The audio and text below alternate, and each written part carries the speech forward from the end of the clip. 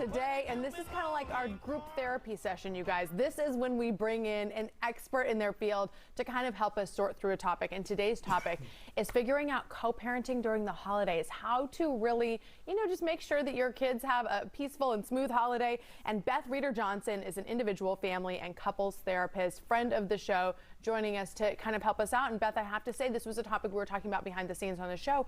And we were like, gosh, it's an added level of stress during the holidays. It absolutely is. I think there are a lot of families out there that are worried and are stressed out because they don't know how to do what's best for their children after a recent divorce, or even a divorce that might have happened several years back. It's been a strange time with the pandemic anyway, and it's hard to navigate these situations. Now, I'm sure that certain couples have things, maybe that was something that they figured out legally ahead of time, what to do with the holidays. For couples that don't have that set forth, what's the best way to handle the schedule for the kids this time of year? So most couples do have a set parenting plan. That's a pretty standard part of any divorce. So most people have a financial plan and a parenting plan if there are children involved. And I just recommend that people stick to the plan that they've got. A lot of times it's after school to the 24th or 25th, and then there's the 25th until they go back to school. And most of the time couples rotate. But here's the situation. I think it's really important. I know sometimes grandparents have a show they want to see, or lights, a tree lighting they want to go to, or something to do with Hanukkah they want to do. And it's really important to try to work with your co-parent on meeting the needs of that extended family.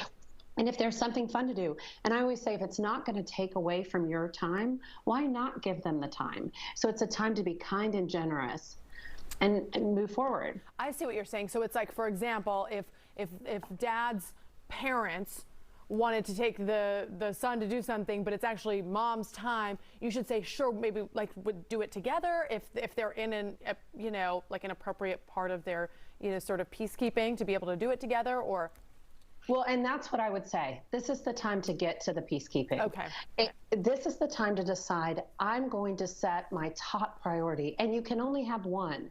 So you can't stay angry and stay bitter and stay resentful and take proper care of your children. Those things don't coincide. So if you decide, I want my children to have fun, wonderful holiday memories, then I'm going to be that co-parent to the other parent involved in this situation. And I'm going to treat them honestly the way I would want to be treated, or even better at times. And I'm not saying not to have boundaries and not to have schedules and not to follow things, of course. But if they ask a favor of you that's reasonable and doesn't take anything away from you, why not grant that favor for them or for the grandparents? It just makes the holiday so much nicer if you can be kind and respectful to each other. You think of like a river. Yeah. One side is chaos and one side is rigidity. We want to be able to go with the flow and go down the middle of that river and co-parent together nicely so our kids can enjoy these times. So we need both parents to watch the segment like that. we need both parties to watch it. Now here's a question, Beth. What if, because the holidays really are strategic, with one parent wanting one thing, another parent wanting one thing, what if it brings up a renewed interest in the child, asking, well, why do you two live separately? Why aren't we one family unit anymore? Yeah, and that does happen. I've had a lot of parents reach out to me and say, all of a sudden they're interested in why we've been divorced, and we've been divorced several years. And I think that's a great co-parenting conversation first to have together to make sure you both have similar answers. And I think one of the best answers I've ever heard is, grown-ups are complicated.